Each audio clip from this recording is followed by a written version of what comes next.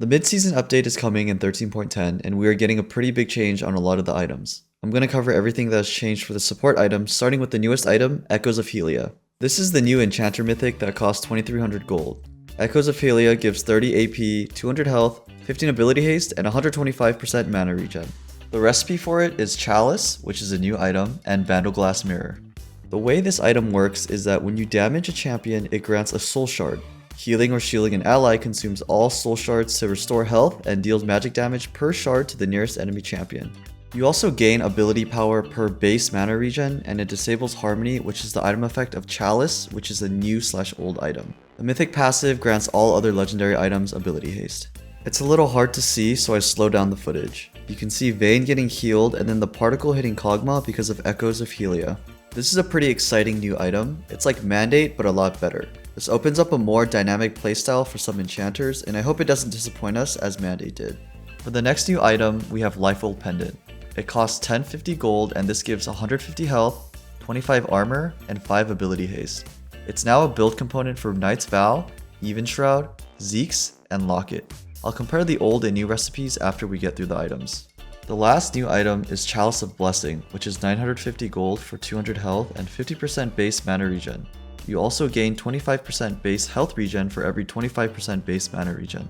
It is a build component for Redemption, Mikaels, and Echoes of Helia. Now for the changed items, let's start with Moonstone. Moonstone got a pretty big change in that now healing or shielding an ally chains to the nearest ally champion, healing or shielding a percentage based off the ally's level of the original mount.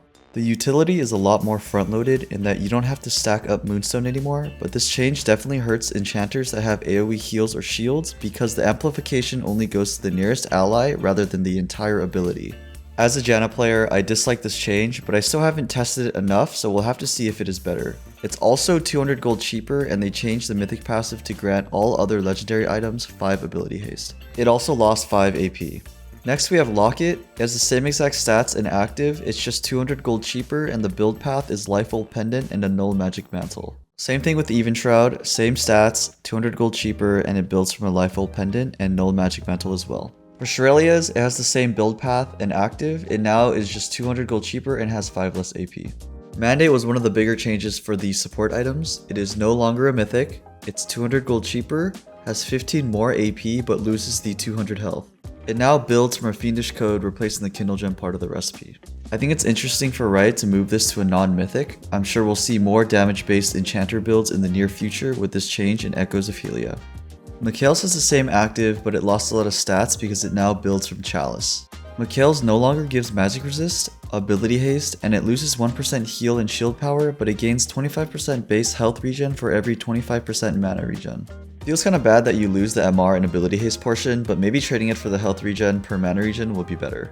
Next is Redemption. It loses 1% heal and shield power and 50 HP, but it gets Harmony. The build path is the same as Mikaels in that you build it from Chalice and Forbidden Idol. Next is Chemtech Putrefier. It's 200 gold less, loses 5 AP, but has 2% increased heal and shield power. Active is the same, so this item still sucks. I really wish they'd revert the changes so that healing or shielding applies Grievous Wounds again. This item feels like bait because they increased the heal and shield power, but I think most enchanters should not buy this item because they won't be able to apply the wounds effectively and there are more efficient items to build. Next we have Staff. It's 200 gold cheaper, loses 15 AP and 25% mana regen, but gets 5% movement speed. Its build path also changed and now it builds from an Aether Wisp. I like the trade-off for movement speed since most enchanters have bad AP scaling. Next is Ardent. It got similar changes as Staff with it being 200 gold cheaper, losing 25 AP and 25 mana regen but gaining movement speed. It also builds from Aether Wisp.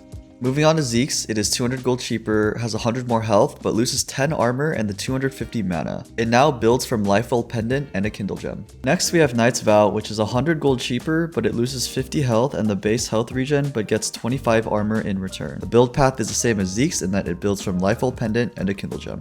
Now for the final item, Watchful Wardstone. This item got a pretty big change in that it no longer upgrades to Vigilant Wardstone after level 13. It's still the same gold but gives mana regen and the old stats of Vigilant Wardstone of the 8% increase to health, AD, ability haste, and ability power. So instead of hitting level 13, you can just straight up buy Vigilant Wardstone and it gives a lot more stats than the old version. The new item no longer increases the stealth and control ward placement cap by 1. That covers all the support item changes. Let me know what you guys think about them. When this patch drops, I know I'm going to be cooking a lot of builds.